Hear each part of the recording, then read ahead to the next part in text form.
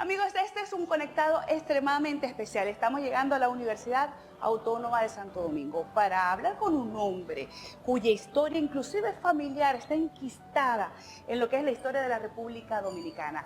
Él fue rector de aquí de la UAS, vicedecano y decano de la Escuela de Derecho, fue presidente del Colegio de Abogados y hoy en día es ministro de Educación Superior de la República Dominicana. Franklin Fermín con nosotros, ministro. Muchísimas gracias por estar con nosotros aquí en Conectado. Mucho gusto. Hasta que se nos dio la oportunidad. El placer es mío, porque además hablar del ministro Franklin es hablar de un hombre cuya historia, como se lo dije hace un rato, ha estado presente en una lucha social que viene desde la independencia. Y de eso vamos a hablar más adelante. Vamos a conversar, ministro. Vamos.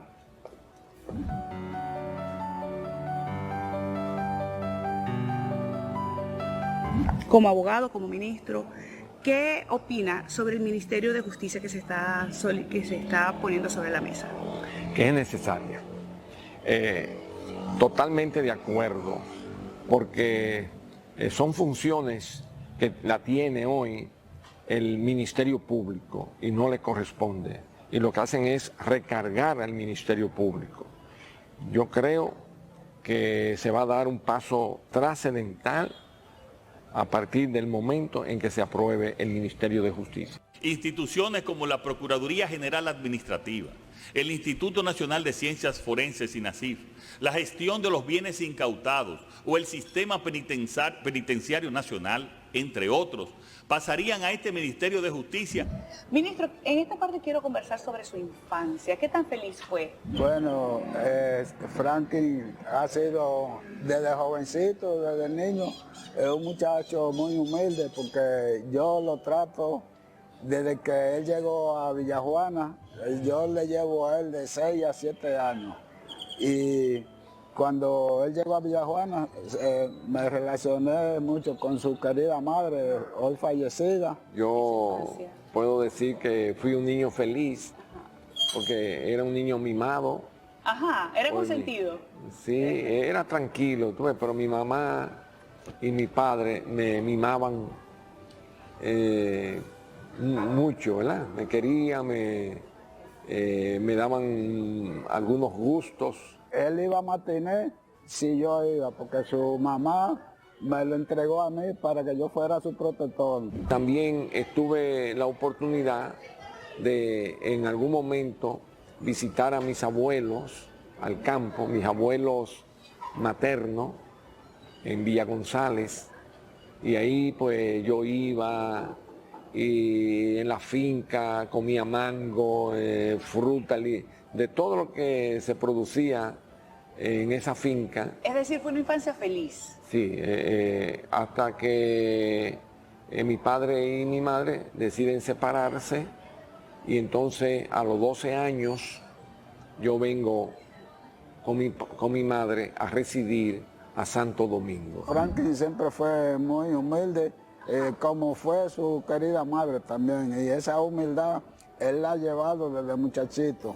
Bueno, ministro, antes de seguir avanzando en otro tema, entiendo que de una forma u otra su familia ha escrito y ha participado de momentos importantes de la historia de este país, como es el caso de su papá. Sí. Le preguntaba fuera de cámara qué le hablaba a su papá justamente del régimen de Trujillo. ¿Qué le contaba? Porque usted creció además escuchando todas estas historias desde muy pequeño. Bueno, fíjate, mi familia, evidentemente, que por razones desde mi abuelo, que fue el general Santo García, que participó en la independencia. Participó, bueno, fue de lo que se opuso a la intervención norteamericana en el 1916, fue gobernador civil en Santiago, y mi padre, que estudió Derecho y se graduó en el año 1946, y teníamos... él tenía un sobrino, un primo hermano mío, que murió después el 14 de junio, en la invasión del 14 de junio del 1959. Pues mi papá, cuando se graduó, inmediatamente el presidente del partido dominicano, que era el único partido, le fue a pedir que el dictador Trujillo le ofrecía un cargo en la administración pública en el Estado y lo nombraron como fiscal, ayudante fiscal. Y esa es la razón por la cual a mi padre lo trasladaban con cierta regularidad a distintos territorios del país. Es por eso que usted nace en San Francisco de Macorís. Correctamente, porque a él lo trasladaron a San Francisco, desde Santiago a San Francisco, y allí me tocó nacer, que se trató de un crimen, porque una de las heridas que tenía una de las muchachas en un tobillo, el tobillo estaba blanco totalmente. Ministro, su oficina cuando fue rector estaba aquí. Sí, en Estaba el en el tercer edificio. nivel. ¿Cuál? Y aquí Pero ya estaba- no funciona. No, ahora está en un nuevo edificio, que es la torre administrativa, que está bastante cerca de acá. Si pudiera hacer un balance de su gestión como rector, ¿cuál entiende fue la mayor impronta que dejó sembrada en la UAS? Sus aportes, por ejemplo, han sido en materia de la parte de saneamiento de la universidad, ha sido en la parte de la mejora institucional, en tanto lo docente, lo administrativo, ha sido en su aporte, por ejemplo, por el posicionamiento de la universidad y vinculándolo en el estándar internacional.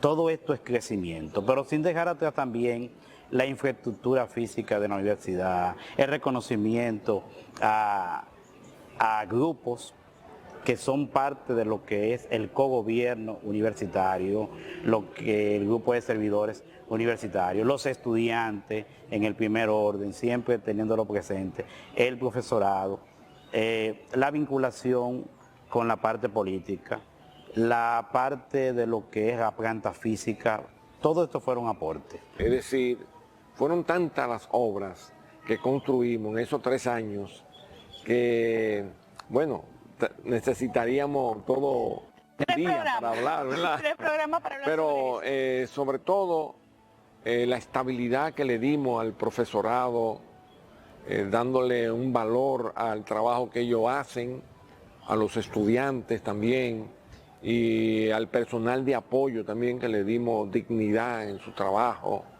y le dimos conquistas. Ha sido un profesor que se ha dedicado a la educación superior y primero saneó la nómina de la Universidad Autónoma de Santo Domingo, lo primero, y se comprometió en elevar la calidad de la educación superior.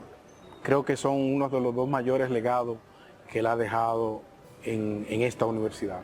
También contribuimos a rescatar y a profundizar aún más la memoria histórica de la Universidad Autónoma de Santo Domingo, como es el caso de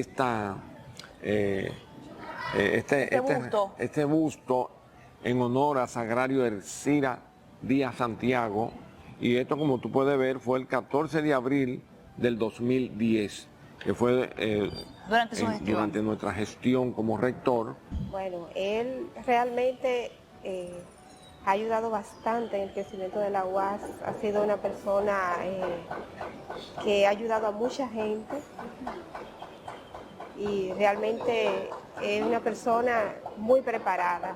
Así igual una plazoleta que hubo, os digo que aquí está bastante cerca, que recoge la memoria histórica de grandes poetas, escritores, luchadores por la independencia, como Simón Bolívar, Martí, Duarte, Juan Bosch, en fin, grandes hombres de Latinoamérica. Yo me vinculé con él en una parte socioacadémica en Puerto Rico, y donde nos vinculamos a un intercambio, sobre todo con la universidad, con la UPI, para una actividad cultural y educativa.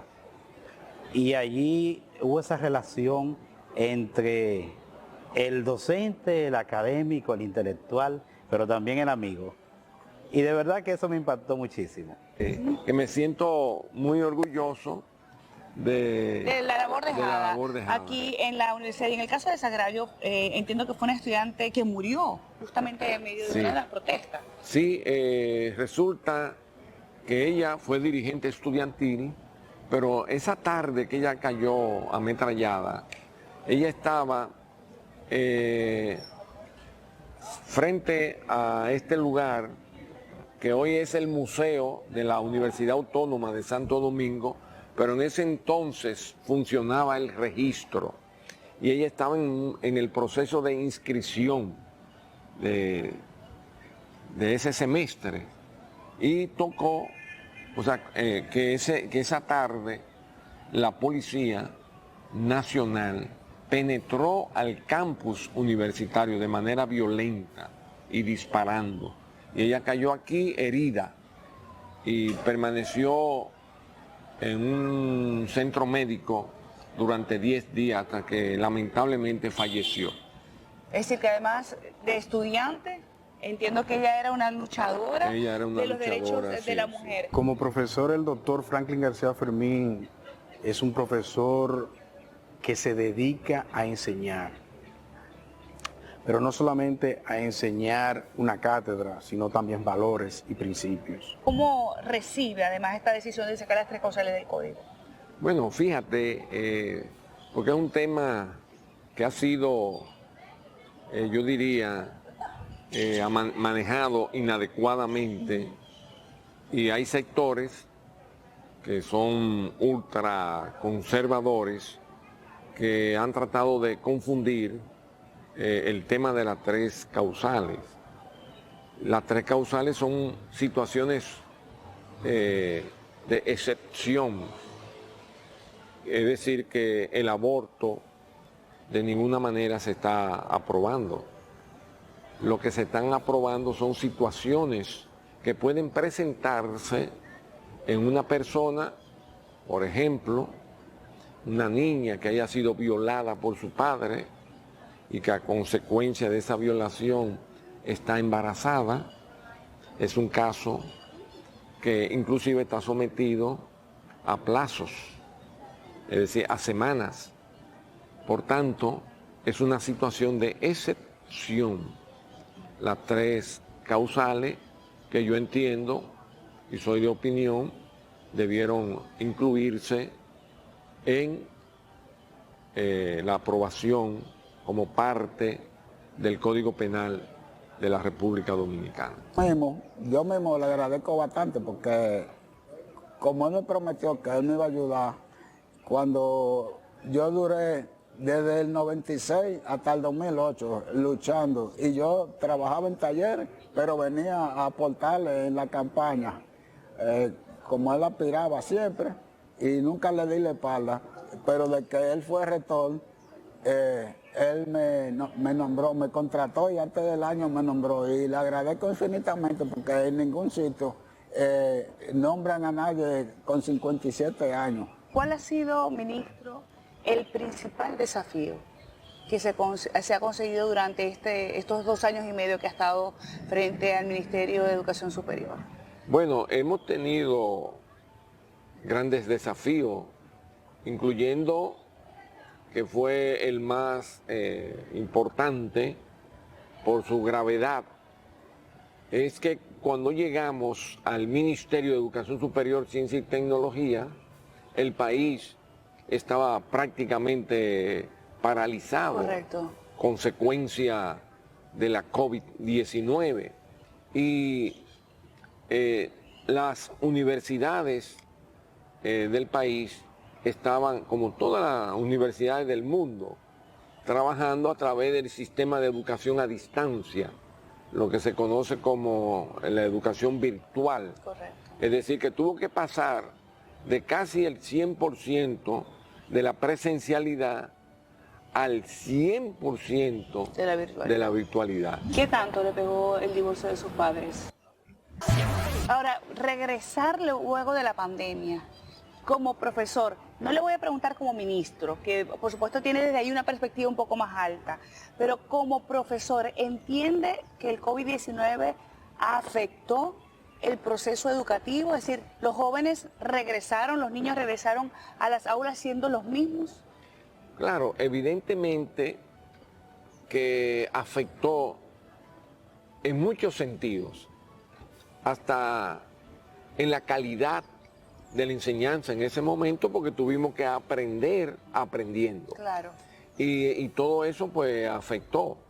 Pero sin embargo, y lo más importante fue la capacidad que mostró el sistema, y sobre todo hay que reconocer el apoyo que el presidente de la República, Luis Abinader, le dio al sistema, a las universidades del país, incluyendo las universidades privadas, no solo a la Universidad Autónoma de Santo Domingo, que casi representa el 50%, es decir, la mitad del sistema de educación superior de la República Dominicana. Todo su parte social, su parte de convivencia con el otro, el apoyo moral que le brinda al otro individuo como tal, como ser humano.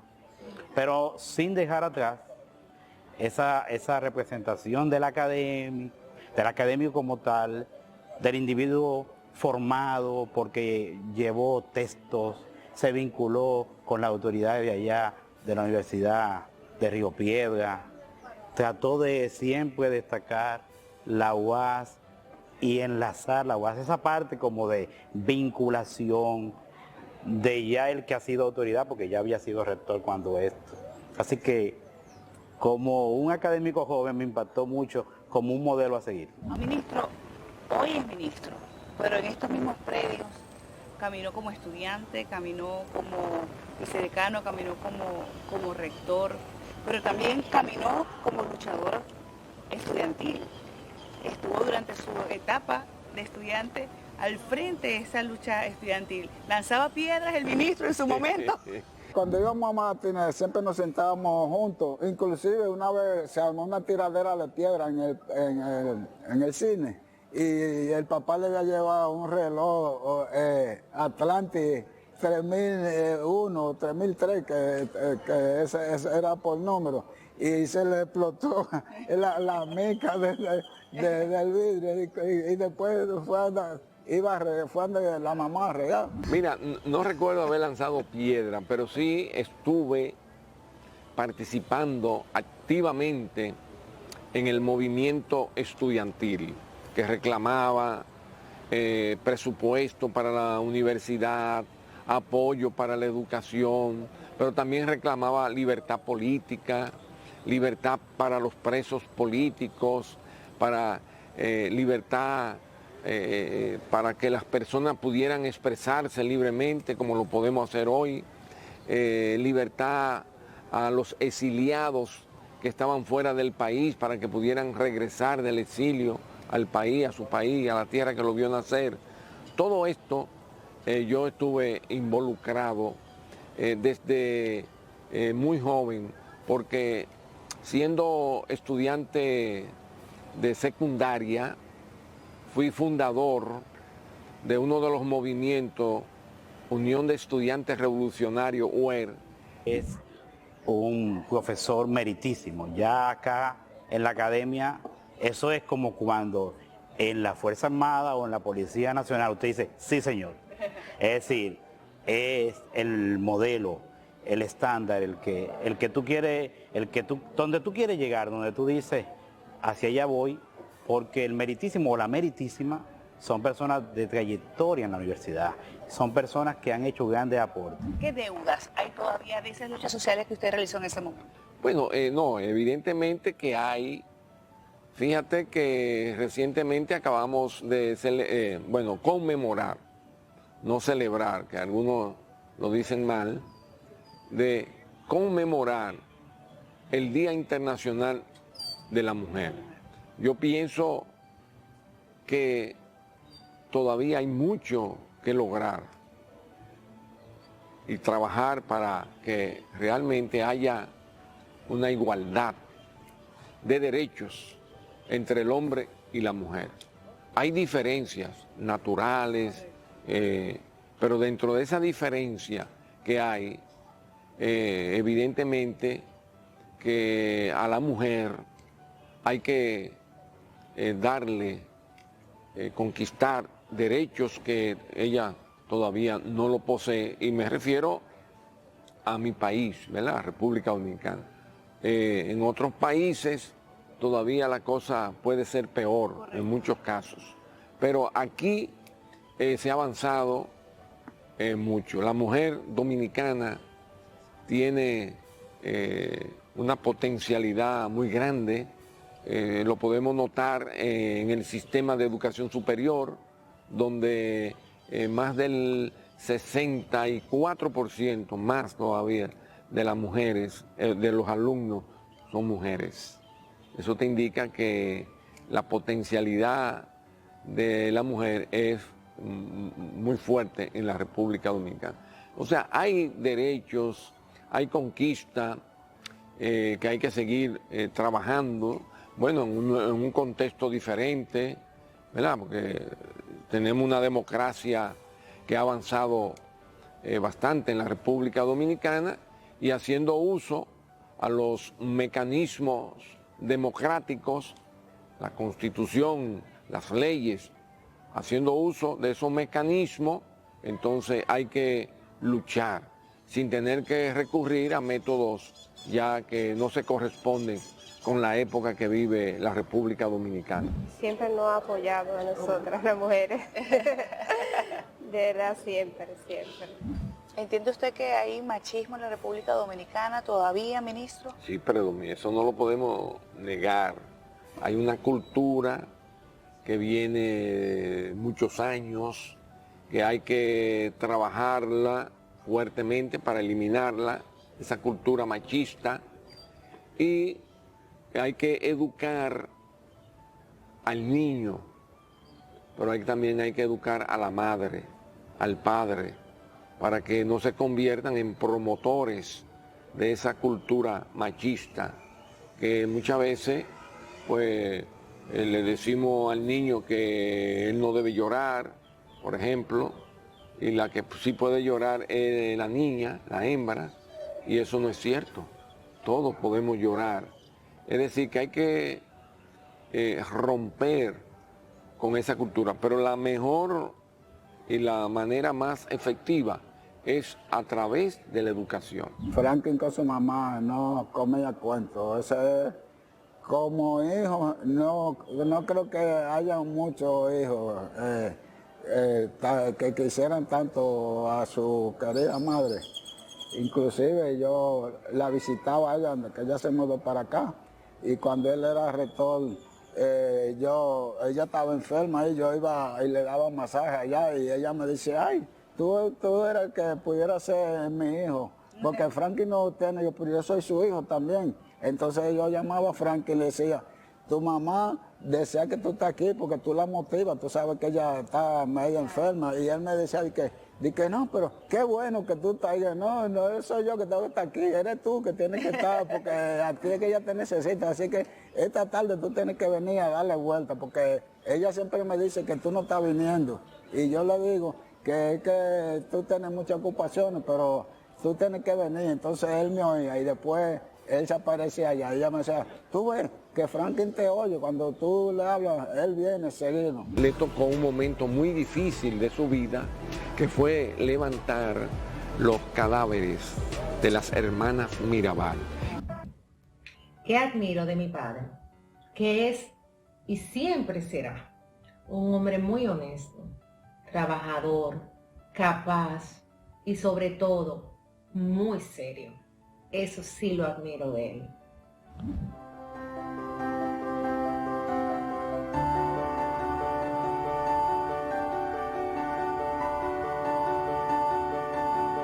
¿Qué tanto le pegó el divorcio de sus padres? Bueno, tú sabes 2 años entrando a la adolescencia. Sí, uno está, ¿verdad? Bastante, ya uno le hace falta a su papá, aunque él venía con mucha frecuencia a visitarnos y permanecía con nosotros. ¿No los abandonó? No, nunca. Siempre con nosotros hasta que nos hicimos hombres, hasta los últimos días de su vida. Siempre estuvo al lado nuestro. Y bueno, y esa separación, pues, por supuesto, muchas veces se dice que a quienes más afecta son a los hijos, y uno pues siente esa pena de tú no tener a tu papá todos los días, sino por determinada época que él nos visitaba. Eso afecta, pues, evidentemente. Papi siempre es la misma persona, tanto en lo familiar como en lo laboral. Sociable, atento, pero sobre todo es un ser humano. Bueno, ministro, antes de seguir avanzando en otro tema, entiendo que de una forma u otra su familia es escritor y ha participado de momentos importantes de la historia de este país, como es el caso de su papá. Sí. Le preguntaba fuera de cámara qué le hablaba a su papá justamente del régimen de Trujillo. ¿Qué le contaba? Porque usted creció además escuchando todas estas historias desde muy pequeño. Bueno, fíjate, mi familia, evidentemente, que por razones desde mi abuelo, que fue el general Santo García, Que participó en la independencia. Participó bueno, fue de lo que se opuso a la intervención norteamericana en el 1916, fue gobernador civil en Santiago, y mi padre, que estudió Derecho y se graduó en el año 1946, y teníamos, él tenía un sobrino, un primo hermano mío, que murió después el 14 de junio, en la invasión del 14 de junio del 1959, pues mi papá cuando se graduó, inmediatamente el presidente del partido dominicano, que era el único partido, le fue a pedir que el dictador Trujillo le ofrecía un cargo en la administración pública, en el Estado, y lo nombraron como fiscal, ayudante fiscal. Y esa es la razón por la cual a mi padre lo trasladaban con cierta regularidad a distintos territorios del país. Es por eso que usted nace en San Francisco de Macorís. Correctamente, porque a él lo trasladaron a San Francisco, desde Santiago a San Francisco, y allí me tocó nacer. Es importante para él que el joven dominicano se prepare, se eduque para enfrentar la vida, que en definitiva esa es nuestra misión. Posteriormente vuelven y lo trasladan a Santiago, y ahí él le tocó un momento muy difícil de su vida, que fue levantar los cadáveres de las hermanas Mirabal. Él fue el fiscal que, encontrándose en su despacho, ayudante de fiscal en Santiago, que le dan la orden de ir a levantar unos cadáveres de unas jóvenes que habían perecido, habían caído en un precipicio, supuestamente en ese momento, que venían desde Puerto Plata, y se creía que esas jóvenes eran de un poblado que se llama Tamboril. El 25 de noviembre de 1960, a las 4:30 de la tarde, agentes del Servicio de Inteligencia Militar, SIM, apresaron en las afueras de Puerto Plata a 3 hermanas, esposas de 3 dirigentes de la agrupación política 14 de junio. Minerva Mirabal de Tavares, Patria Mirabal de González, María Teresa Mirabal de Guzmán y su chofer Rufino de la Cruz Disla fueron conducidos a una casa campestre y golpeados salvajemente con palos y otros objetos contundentes hasta provocarles la muerte.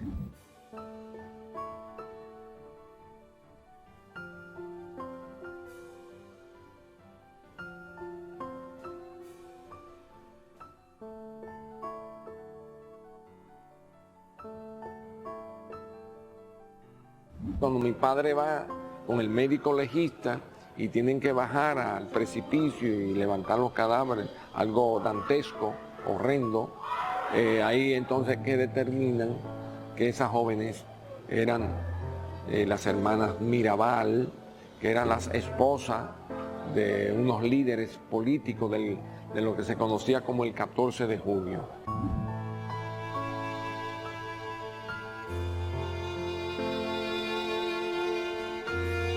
¿Cómo le contaba esa historia a su papá? Poca gente creyó la falsa versión aparecida en la prensa oficial. Bueno, que ellos se dieron cuenta, el médico legista determinó inmediatamente, claro, no lo pudo colocar en su informe, que se trató de un crimen porque una de las heridas que tenía una de las muchachas en un tobillo, el tobillo estaba blanco totalmente, una herida que se produjo, parece, en la caída, ¿verdad?, al precipicio, ya lo que indica que la sangre estaba coagulada, que cuando la tiraron ahí, ya ella habían sido asesinada a palo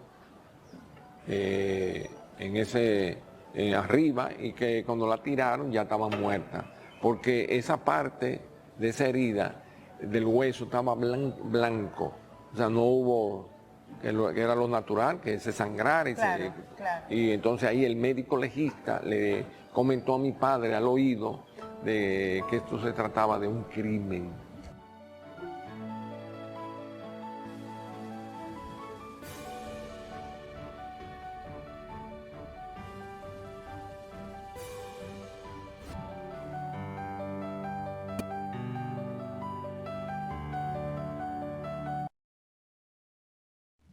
Ministro, 5 hijos.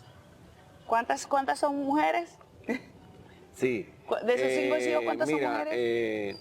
Hay tres varones. Tres varones. Y 2 hembras. ¿Y 2 hembras? ¿Y tiene nietos? 3.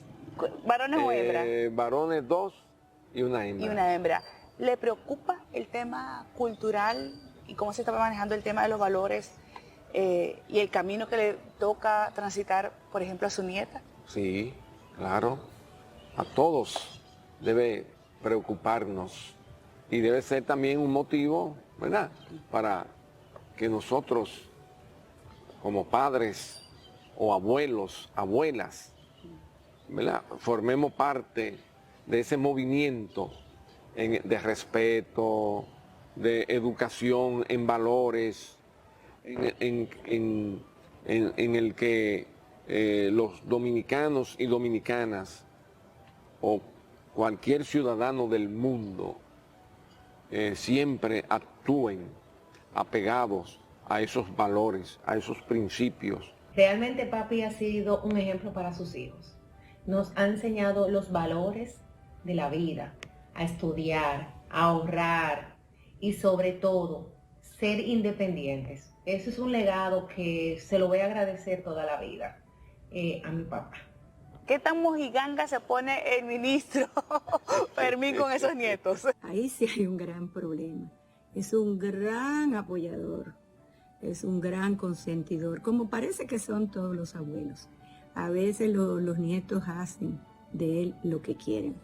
Ama y adora a Elvis Arturo, que es el mayor de los nietos, pero por ahí vienen Charlotte y Benjamín creciendo y me parece que también interactuará con ellos igual que con el primer nieto que tiene. Para cambiar un poquito de tema y avanzar, porque el tiempo se nos pasa y aquí podemos estar conversando tres programas más. Sí, así es.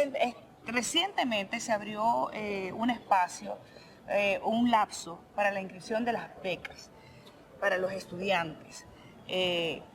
Estas becas, entiendo por lo que nos ha informado, que ha aumentado inclusive de número. ¿Cómo ha sido el proceso actualmente? Y quienes no conozcan del proceso, ¿en qué etapa estamos y cuáles son los beneficios que tiene? Sí, bueno, lo primero que debo decir, que el proceso responde a un sistema que se llama el Sistema Nacional de Becas, que fue aprobado mediante un decreto por el presidente Luis Abinader, fundamentalmente buscando transparentar el proceso. Cuestión de que las becas no se usen de manera, vamos a decir, para favorecer a dirigentes políticos, familiares de los políticos o de los propios funcionarios del gobierno. Las becas deben llegar a jóvenes talentosos y sobre todo a jóvenes también que pues realmente están en un estado de vulnerabilidad que no les permite pagar sus estudios universitarios al nivel que sea, tanto de grado o de posgrado. Las becas nosotros la hemos aumentado considerablemente con el mismo presupuesto. Lo que hemos hecho es renegociar los contratos, los acuerdos con las universidades de todo el mundo con las que tenemos acuerdos, es decir, las universidades internacionales y con las universidades nacionales. Esto nos ha permitido aumentar considerablemente el número de becas. También es un loco con sus hijos, tiene muy buen comportamiento y él es muy humanitario. Su actual esposa, ministro, es un desafío, las relaciones, todo tipo de relaciones, sí, pero la convivencia siempre trae desafíos.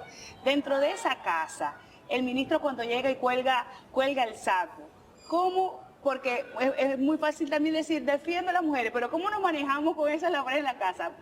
¿Cocina el ministro, por ejemplo? Déjame decirte. A ver.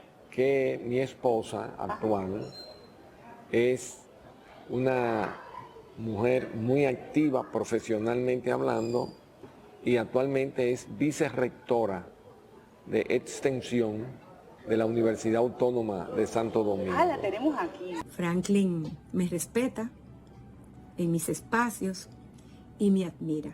Y eso me hace sentir muy orgullosa. Y algo que tiene Franklin como compañero es que me ha apoyado en todo lo que es el plano laboral, en mi crecimiento profesional, intelectual, académico y en todas las actividades en que la vida me ha puesto, tanto directa o indirectamente, Franklin García me ha apoyado.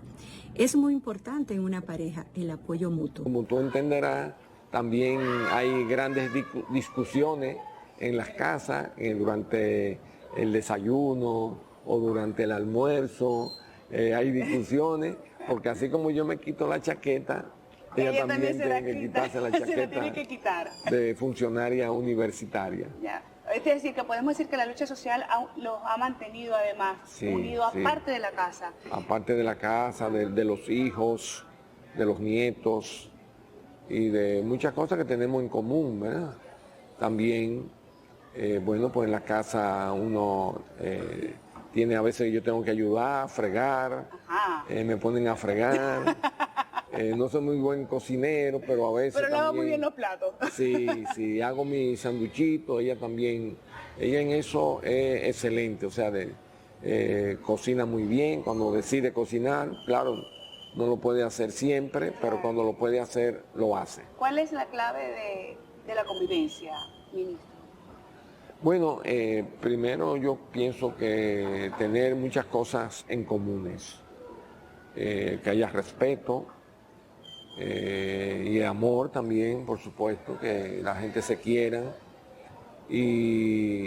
pero sobre todo tener metas, tener planes, tener proyectos, que son normalmente los proyectos de los hijos, de los nietos. ¿Qué no se negocia en la convivencia? Yo diría que el irrespeto, ¿verdad? Que no haya un respeto mutuo, eso es yo creo que es fundamental.